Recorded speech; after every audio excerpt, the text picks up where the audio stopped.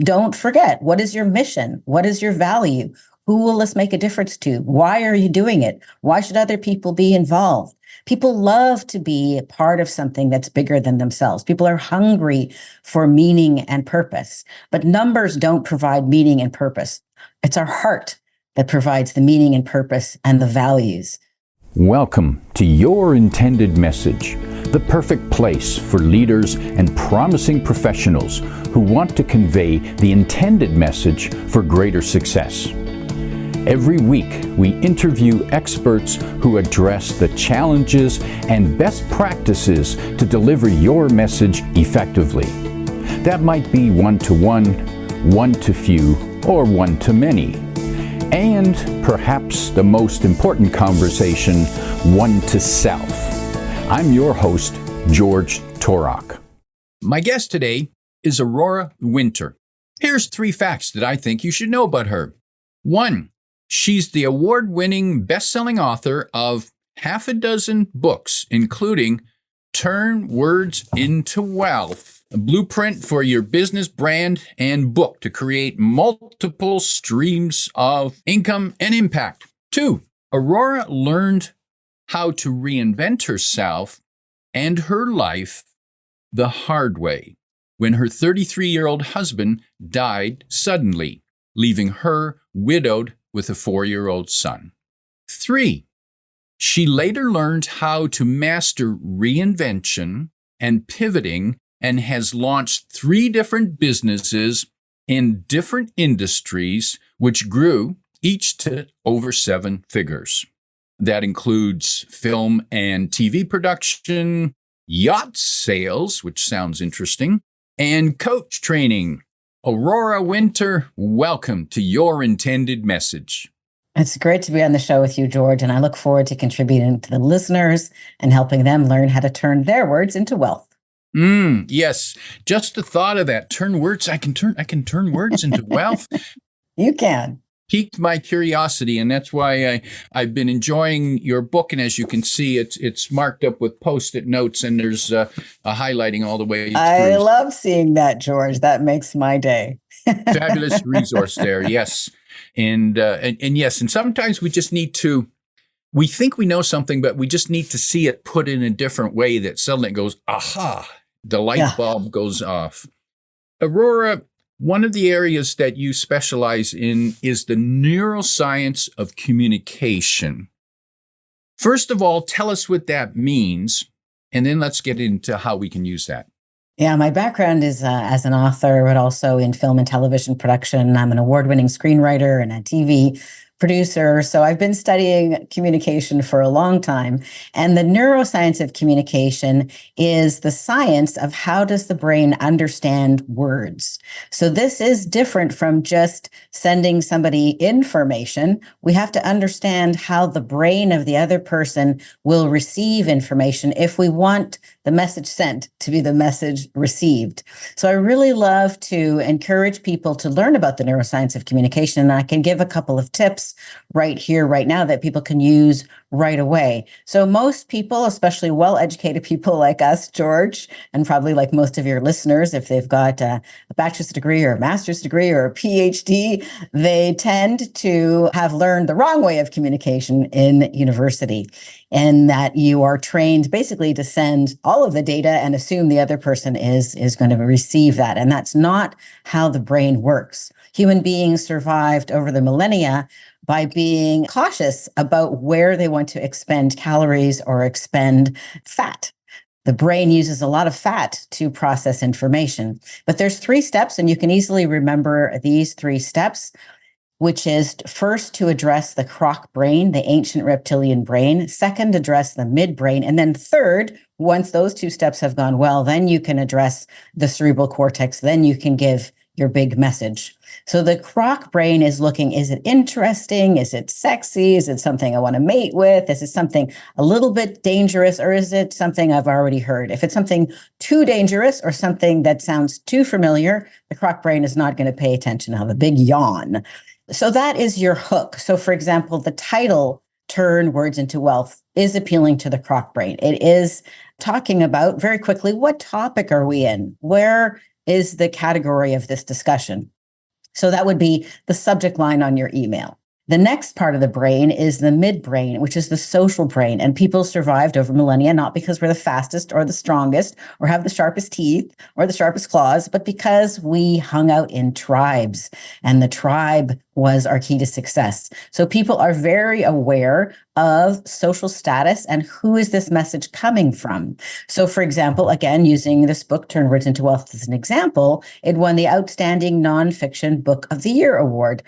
Okay, so other people think this book is worthwhile. It also appeals to the social brain, me being on George's podcast. It lets you know that George thinks Aurora is worth talking to, this topic is worth your time, and that Aurora wants to talk to George. It's a midbrain kind of a thing. So the next filter the brain goes through is who is sending this message? Who else thinks this message is worthwhile? And again, if you had an email come in, first you're going to glance at the subject line, then you're going to glance at who is it from? And you're not going to open an Excel attachment unless those two things are, satisfactory or interesting. And then third is then you can give the bulk of the meat of your message. And that would be appealing to the cerebral cortex. But even though that might be the equivalent verbally of an Excel spreadsheet, you want to be cautious because the brain can only listen for a maximum of 20 minutes, which is why TED Talks are 18 minutes long or 20 minutes or less. So when you break your communication into these 3 steps, first, what is the point? Why does it matter? What is the benefit? That's the croc brain. Second, who? Who thinks this is a good idea? Who is speaking? Why should I listen to this person? Who else thinks this is a good idea? And then third, the meat of your message. And you can do that iteratively. So even in this podcast, for example, I just gave you 3 points. I did it that way. You'll also notice that as George is interviewing me and other people, have a listening for where is it? Catching the attention, that this is the category, catching the other people, and then the bulk of the message. So hopefully everybody can remember that, especially because that's basically how emails work. Okay, so 3 parts to the brain, the croc, the midbrain, and the cerebral cortex. Now, I'm wondering those first 2 steps, Aurora, is that the emotional triggers, while the third step is the logical step? Yeah, that would be a good way to put it. Emotional triggers or attention-grabbing triggers. Clickbait may be emotional. I guess you could consider it that way. So first step is emotional, second step is social, and then the third step is intellectual. The other thing most people don't know, I've also helped people raise capital. I've gone from various startups that have raised 7 or 8 figures by learning the neuroscience of communication and then practicing it, is that you really don't want to trigger the analyst brain or the logical cerebral cortex brain if you'd like the person to do something. Because the more somebody doubles down on analysis, the more they also double down on paralysis. We buy with emotion. We take action with emotion, either something we want to move toward or something we want to move away from. But when we start analyzing, that is not the action taking. That is the professorial kind of energy, so to speak. So be cautious about overly focusing on the numbers of your presentation. Don't forget, what is your mission? What is your value? Who will this make a difference to? Why are you doing it? Why should other people be involved? People love to be a part of something that's bigger than themselves. People are hungry for meaning and purpose, but numbers don't provide meaning and purpose. It's our heart that provides the meaning and purpose and the values. So don't forget to express why you care so much about whatever it is that you're talking about. And that's going to be a big surprise for some people. Numbers don't convey meaning, although I suppose we shouldn't be surprised by that. And I think of the news, when we think about thousands of people starving to death or dying for whatever reason, wars, our brain can't process that. We don't get it. But then if we see a photograph of one dead child, suddenly there's meaning, and it's got nothing to do with the numbers. Yeah.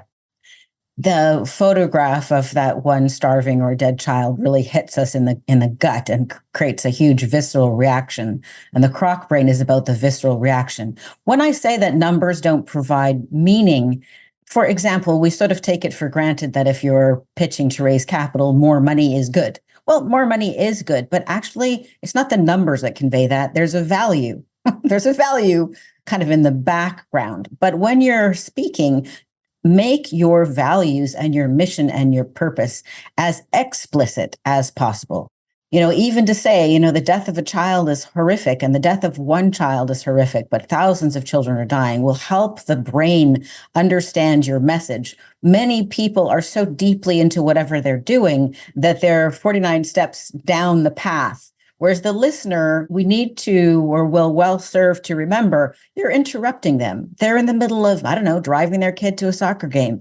They're on their way to a board presentation and they're thinking about how are they going to explain that the last quarter's results were down? So you're interrupting them with your story. So it helps them understand where you're coming from to first focus on what is the value, what is the mission, what is the purpose, whether it's saving the lives of children or the next quarter being better than the last quarter, or helping people like the book Turn Words into Wealth. Like one of the reasons I wrote it is it was really heavy on my heart. The average first-time author spends 3.5 years writing a book.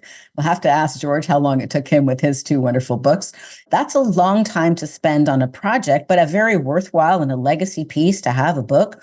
But then I found most authors dropped the ball right at the finish line. They didn't know how to test the title and make sure that the title was doing the heavy work of grabbing the croc brain's attention. You can have the best content, but if your cover is not good and your title misses the mark, all that work has been almost wasted. The other places people miss the mark is they didn't have a call to action in their book. They didn't necessarily even mention their website. They didn't let people know all the other products or services or ways they could support them. And I certainly made all these rookie mistakes. And then I wanted just one book to show people 7 different ways they could make 7 figures with their book and help them avoid all those rookie mistakes that, when we're a rookie at something, we make mistakes, and that's okay. But better to read a book about it and avoid them. You bet. Yes. And Aurora, going back to your book title. So I'm looking from the croc brain here. So I'm looking at this and I think what appealed to me is the word wealth, of course. And, yes. And then yes. And in words, well, I know words. I know lots of words. I've spoken words, I've written words. I'm pretty good with words. So this could be interesting for me. So that it instantly clicked with me. Also, I suppose it helps with the alliteration, yes. the words in wealth, which rings differently in our brain. Alliteration is good. It's catchy. Also, the word wealth is a little fuller emotionally than money. Wealth is like painting starting to hint towards a picture of a fuller life on yachts, or wealth can also convey, health or well-being or wealth of relationships. It doesn't merely have to be the number in your bank account. Yeah. And then the subtitle Blueprint for Your Business, Brand, and Book has also got alliteration. And sometimes the ebook's got a longer subtitle because that's how the algorithm works, to create multiple streams of income and impact. So that's really conveying all the benefits that you'll get by reading the book. So whatever you're up to, see if you can give your talk a title, give your book a title, and then test it. Like my first published book, which was called From Heartbreak to Happiness, which was endorsed by Dr. Wayne Dyer. There you see, I did the croc brain, midbrain very quickly. The title, From Heartbreak to Happiness, endorsed by Dr. Wayne Dyer. It can just flow like that, and you don't even notice it until I point it out to you. I thought that it would appeal to the same kind of people who liked Marianne Williamson's books. So I went to a Marianne Williamson event. She was speaking at the Agape Church in Los Angeles. And as people came out of the event, I introduced myself. I said I had a book I was about to publish, and did they like this title or this title? And I gave them on big 8.5 by 11 piece of paper so they could see it, just 2 titles because that's enough choice. And then it was very interesting that the title From Heartbreak to Happiness was twice as popular as the various other titles that I had. And also you can filter who's voting. So sometimes like a 17-year-old boy would give his opinion and I would dutifully thank him for it, but I wouldn't tally it because he wasn't my ideal reader. I thought this book's going to appeal to a woman of a certain age. But now there are all sites that can help you with that. I use a site called PickFu, pickfu.com. And you can, for as little as $50, you can test titles, websites, call to actions, images, all kinds of things. And you can specify, look, I only want to ask people who read, 3 or more books a month or whatever you want to specify. So there are ways to test. So don't just settle for the first title that you have in mind, whether it's a book or a talk or a pitch or a brochure. Take your time, invest a little bit more thought, and make sure that it's hitting the nail on the head. Because if your title doesn't grab attention, you may have just blown the whole game, even though everything else you have is fantastic. And Aurora, one of the messages I'm hearing there is that people, you're not saying that all your words equal wealth. It's the right words, and some words are better than others. The right words in the right sequence to the right audience can change your mind, can change your business, can change your wealth in 20 minutes or less. And I've had that experience many times. In fact, I'd love to tell the 27X story, if I may. Please do that. Yes, dying to hear that. So I'm always looking for data to support what I've experienced intuitively time and time again, which is the right words in the right sequence said to the right audience can change your life and your income profoundly. I'll tell a little story about the first time that happened to me, and then I'll give you the 27X research. So after my husband died, as George, you mentioned at the beginning of the podcast, I was a bit lost, as you might imagine, but I was invited to pitch. I was a screenwriter at the time, and I was invited to pitch my screenplay at the Banff Media Conference in front of about 600 industry executives. And they were also going to follow me around with a documentary film crew so that if anybody missed it, they could catch it later on broadcast TV. So naturally, my shoulders were in spasm and I'm like, in one fell swoop, I can ruin my reputation. Or if things went another way, maybe this could be a breakthrough. Anyway, I pitched the movie that I was working on. It sparked a bidding war. My agent was fielding offers. It indirectly resulted in more than 6 figures of income and many opportunities, and ended up me finally going to the Cannes Film Festival, and the Banff Film Festival was the start of many great things. And my pitch was less than 20 minutes. And then later they made a documentary film called The Big Break, and it was used to teach the art of pitching at the Banff Film School for a while. So that was fun and a demonstration that I had the right audience, because there were 600 movers and shakers there. And I must have said something right. And so the whole trajectory of my life changed. I went from being a widow who was writing screenplays in her office at home, but didn't have a producer, didn't have a career doing that. My late husband and I were in the yacht sales business, to becoming the head of development for Canada's largest film and television production company, being responsible for a budget of $1.5 million just for script development, overseeing 250 hours of film programming, then later meeting a person who I've founded a film and television production company with. We raised $5 million, we made 8 films, and then, so on and so forth. The whole complete change in trajectory. And now I'm writing fantasy books sometimes, Magic Mystery, the Multiverse. BBC's expressed interest in a 12-part TV series. So that one 20-minute pitch just changed the trajectory of my life.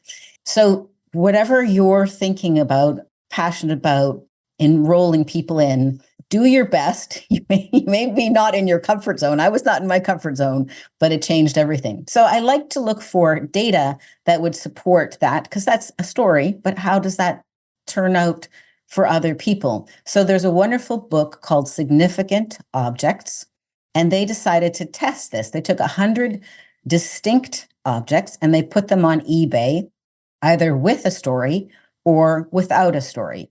So they were objects like a teapot, or say oven mitts, or wine glasses, this kind of thing. And they were even transparent. They said, P.S., this is what we're doing. They weren't trying to mislead anyone. And the stories were written by 100 different people. Some were amateur, some were professional writers. Some of the stories were scary. Some of them were fun, but they were only adding significance. They weren't sales pitches. So an example of adding significance would be selling these pot mitts. My grandmother's passed recently. I remember coming home from school and she would bake chocolate chip cookies and she used these pot mitts to take them out of the oven, and I've got fond memories. So that's an example of adding significance. But people are meaning-making machines. So the result was that the objects with an object, with a story, with significance, sold for 27 times more than the exact same objects that were just offered plain Jane. So this backs up that when you share something meaningful, something emotional, something that you care about, and you add it to an object, a product, a service, you can dramatically increase the value of that. In fact, when I took my MBA, we also studied wine. Well, I was in Italy, so we were studying wine multiple ways. But one of the interesting taste tests was if you present blind taste test, people may indicate, oh, I think I like this wine better. But if you present it in the bottle and you let them know this is a $150 bottle of wine and this is a $5 bottle of wine, and then you do a taste test, they will value and appreciate and savor the $150 bottle of wine more, generally speaking. And when they measured the actual salival results, it was so. Like they actually did experience more value, more delectableness when it was framed by, oh, this is prestige wine worth $150. So you can actually add value by how you present something, how you frame something. Framing is decisive. Okay, one more quick thing, and I really want to hear what George wants to say because this is his podcast, your intended message, is that framing is decisive. So one of the reasons it's important to become an author is the root word of authority is author. When you show up at any meeting or you show up on radio or TV or you show up as a speaker and you are an author, everything out of your mouth is framed with that authority. So how can you frame whatever you're doing and let people know right at the front that you're an expert, that you're up to something of interest? And I want to hear your thoughts on this, George. Thank you. A few thoughts there, Aurora. First of all, yeah, the first book took me 2 years to write. It was supposed to take 6 months, but it took 2 years. Yeah, well, that's a year and a half faster than most first-time authors. Yes. And interesting with the framing, and you're right. After I published my first book, people who knew me for a long time treated me differently. They looked, so I go to meet them again and they just looked at me differently. These were business colleagues. And so you're right. It does change how you are perceived, because now you must be the expert because it's in writing and you put it out there. So it does make a difference. Now, I'm also wondering about framing. The question I have for you about framing, is there a danger in offering a free trial or free product? Does that devalue what's received? Yeah, that's a really good question, and one that I'm quite curious about myself. But just to piggyback on what you said, that after you invested 2 years writing your book, people who knew you from before perceived you differently. They saw your higher status. Now, that made you like the $150 bottle of wine instead of the $5 bottle of wine. But it also changed you, because spending 2 years to distill the essence of your message made you more compelling, made you more clear, and made you more of an authority. So which is first, the chicken or the egg? Anyway. So in terms of giving things away for free, there's different thoughts on that. Some people are very concerned about devaluing the value of a product, and they do have a point about that. So I think it matters how you frame it. I think it's great, to give things away for free, provided that you have a reason why, and you let people know the reason why. That frames it nicely. And from a business standpoint, speaking with my MBA, it's smart to give away something for free as long as you have something else to sell or something else to offer. So, for example, a way of framing it might be, I think I just did this with an email I sent out an email to my community for a book that I just launched. And the subject line was another number one bestseller. And then I told them about that book and I gave them a link that was available for free on that day. Probably won't be free when this comes out. So, but my reason was, thanks for being part of my community. I really appreciate your support. And I wanted to give you, as part of my community, a chance to grab this book while it's free. So that's a way of framing it. Now, this book, Magic, Mystery, and the Multiverse, is free right now because I'm launching book number 2 on Kickstarter. And book number 3 is coming out on Kickstarter later this year as well. So it's worthwhile to offer it for free so people can go, oh, I like this book and I want to know what happened next. I recently met a publisher who was behind, I think it was the girl with the dragon tattoo, the Steg Larson. I may be mangling the pronunciation of his name. They printed 50,000 copies of that book and gave it away while on the London subway system or in the London train. So people were seeing other people reading The Girl with the Dragon Tattoo. And that author, who everybody said, what, you have such a weird name, this will never catch on, that made the whole thing become a best-selling book. So yeah, I think that we can be overly precious, especially with our intellectual property. In my experiences, which we can get into some of the marketing funnels, my experience is the more generous you are, the more people trust you, and that always works out in the end. Now that's worth repeating. The more generous you are, the more people trust you. And you can be generous with a gift. You can be generous with your time, with your advice, with your empathy or compassion. So you can be generous in more than one way. You can definitely be generous in more than one way. So, for example, on this podcast, like I'm doing my best to give everything that I can in the time that we have together, right? So that's hopefully a contribution to you, George, and also to your listeners. And I do that without any strings attached. And yet my experiences, people can sense a withholding energy. They can sense a sort of manipulative energy. And they can also sense if somebody's genuinely trying to make a difference. And those are the people that are attracted. I mean, business moves at the speed of trust. So a book is a great way to enhance trust. Being generous with your time is a great way to enhance trust, but you also want to have boundaries. Like I wouldn't just talk to any random person who called up for an hour about how they can turn their words into wealth. I would say, go read the book, Turn Words into Wealth. I spent a lot of time, making that message as clear as possible. Do you want to talk about some of the ways people could leverage a book? Definitely. Let's give us some insights there on the best way to use a book to promote themselves, build their business, build their career. Well, this is one of the things that you said before we started recording that stood out to you when you read Turn Words into Wealth and you got your little sticky notes. You're like, oh, I needed to be reminded of this. So one of the ways I love to use a book or encourage other people to use it is the free gift plus adding value, usually with a video series, or it could be with an email series of adding elements to build a relationship or build the know, like, and trust. So I first did this with a book that I actually mailed out. So this is something that George may be doubling down on. You can give a book away for free, but invite people to cover the cost of shipping and handling. So when I first did this, I was pivoting from one business to another, wrote a little short book called Marketing Fast Track, which you can get for free on Amazon or wherever books are sold. You don't even have to give me your email address.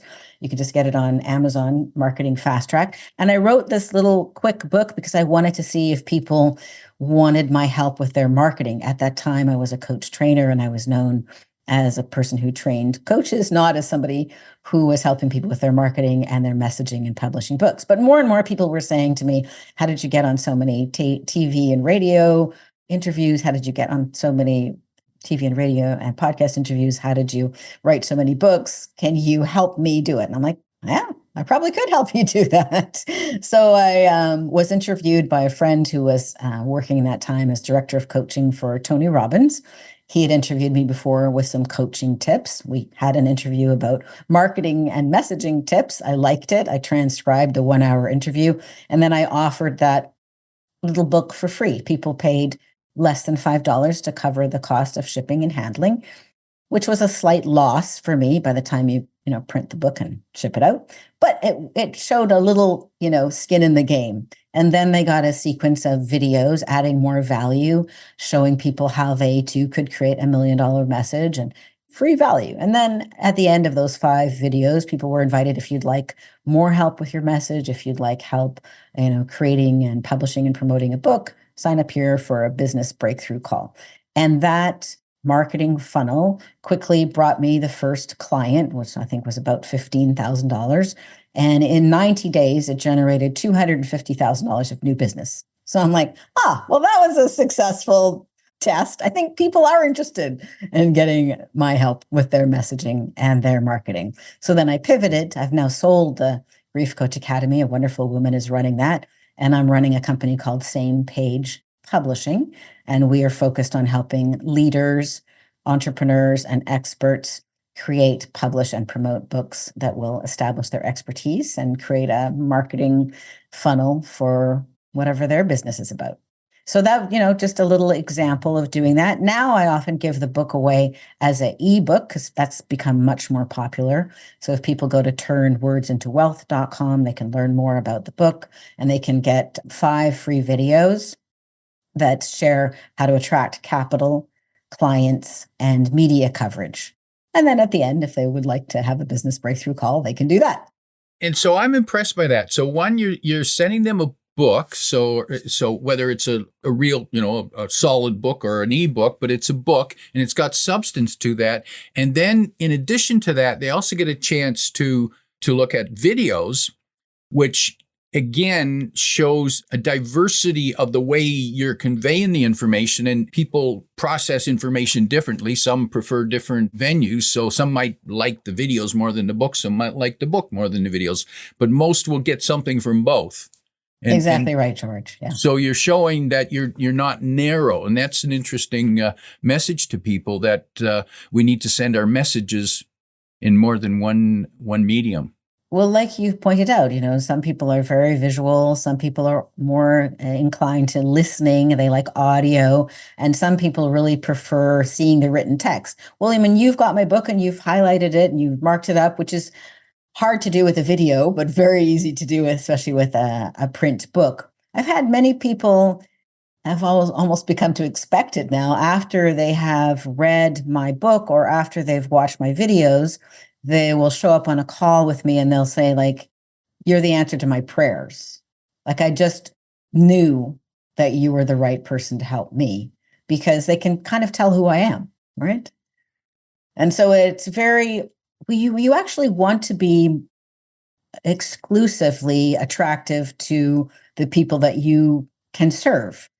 So you don't actually want everybody to be a client. You want to both attract and repel. So by really showing people who you are and what you care about and what you don't care about and who you're not, it'll help to attract the right people. I love working with my clients. I've got the most amazing group of clients and they've all become friends, and I just adore working with them and love contributing to them and helping them with their message. And it's partly because of this filtering mechanism works both ways.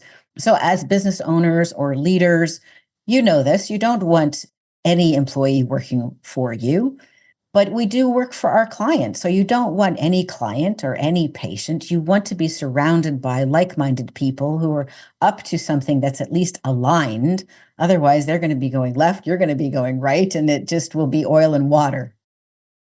And that's a good reminder to people that not everyone is your customer, and there's no harm in revealing yourself through writing a book or showing up on video, because people get to see what you're like. And if they like you, they're more likely to work with you. And if they don't like you, well, they weren't your client in the first place. Exactly right. I like what Joanna Penn says. She says, double down on being human. And I think in this age of AI, it's a good reminder. So doubling down on being human to me means showing up authentically, showing up generously, but it also means showing up with who I really am, not just an airbrushed image that would kind of please most of the people most of the time. We don't want to be somebody who would please most of the people most of the time. You want to be the absolute best choice for your absolute top perfect fit client. so that it's clear. And that means you're probably not going to appeal to most of the people most of the time. There's going to be some people who are like, oh, wow, that Aurora, she's far too spiritual for me, or she's whatever. Or they're going to say, George, he's my guy. I love this, your intended message. I love that he's showing up. I love his background. I love his books. It's got to be George. Nobody else is going to do, right? That's what we want. We want a strong reaction, not like, yeah, I guess so. You don't want lukewarm. So a book helps you get more clear. Writing a book, the process of writing a book helps you get more clear on what do you care about? What ways do you want to be a contribution? What legacy do you want to leave? Like you and I are both getting older. Everybody's getting older, unless they're not alive anymore. And it's meaningful to me that my books will be a legacy that can make a difference to people. Like one of my biggest mentors was C.S. Lewis, and I read The Lion, the Witch, and the Wardrobe when I was 9 years old, and he had already died, but he mentored me in writing. And later I read A Grief Observed, and later when I was in the film business, I optioned the Screw Tape Letters, or we attempted to option it, and it got Cleese was interested in playing the role, and I don't know, it's just like C.S. Lewis has been an element in my life. So how can we leave a bigger legacy? I mean, your podcast, your intended message, people can listen to this at their convenience, and they can go and listen to the back catalog, and they can get a lot of value from it, George. So it's a big part of your legacy as well as your books.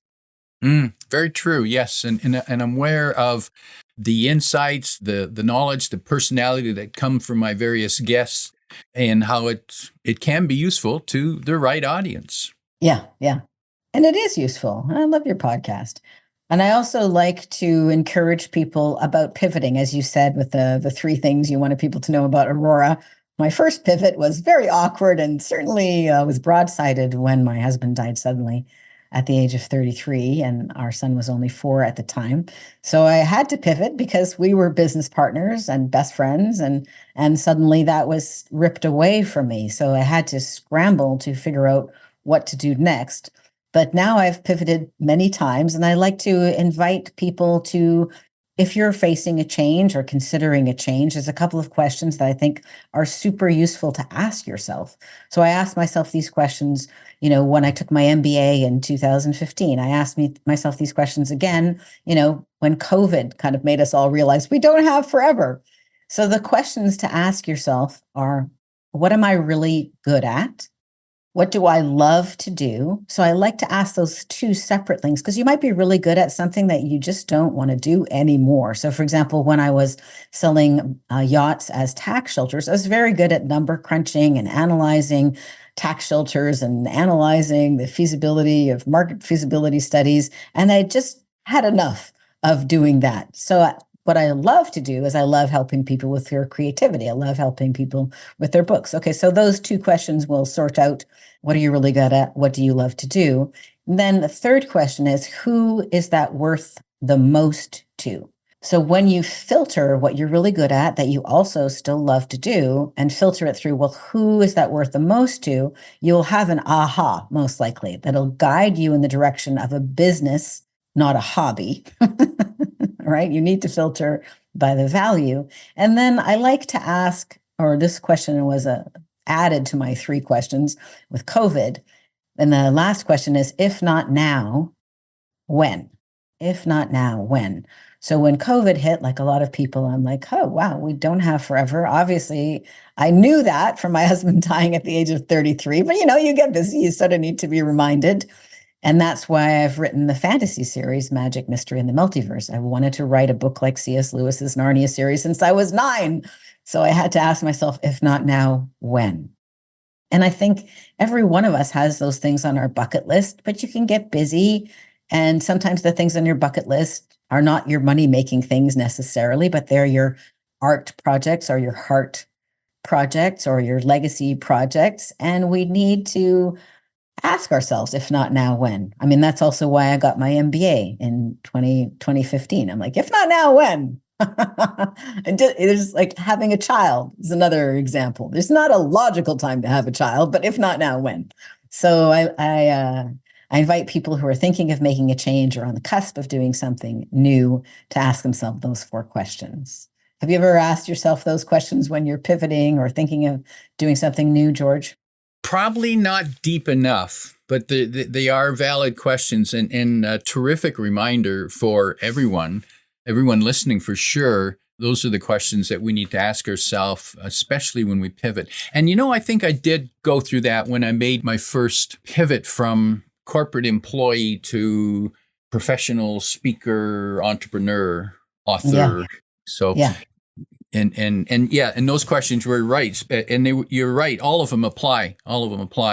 It's not just what you're good at, what you love to do. Those are part of it, but you've got to have those other factors there too. Who's it worth something to? And if not now, when are you going to wait? What are you waiting for? Exactly right. So that's why I was helping people, with their message when they were raising capital, because I helped them go from no funding to 7 or 8 figures. But now I'm mostly helping people with their books because I'm really good at that. And it's really meaningful for them not to spend 3.5 years struggling with it. So I'm really appreciating and enjoying that process. Oh, I wanted to add the PS about using the book, because I know you've got a couple of books. So while it is fine to have books in your garage or in your closet and ship them out, there's also, I often this is how my assistant sent you a book, George. I just go on to Amazon, and you can either buy an author copy at a discount, or you can buy a retail copy, and then you get the benefit of the Amazon Prime free shipping, and it'll probably be there in a day or two. So I often buy my own books retail just because they get there so fast and the cost of shipping is so high. Like you and I were both talking about the ridiculous cost of shipping, and it's not even fast in Canada. I sent something to a friend, and it was just a book. It cost me $17 to ship it. So, if you've got your book at a reasonable price on Amazon, you can either get the offer the copy, but I find that they then take a while. They take their sweet time with the shipping. So I like to sometimes just send, if it's a prospect or somebody whose podcast, radio, or TV show I'm on, it's worth it to get it to them quickly. And what's a $20 book, to invest in a relationship? So. Yeah. Lot of powerful, valuable tips there. My guest today is Aurora Winter, reminding you that it's about putting the right words in the right sequence to the right audience. If you like what you heard, tell your friends and post your 5-star review on Apple Podcasts, because that helps more listeners find us. Come back every week for more practical insights to help you deliver your intended message. I'm your host, George Torok.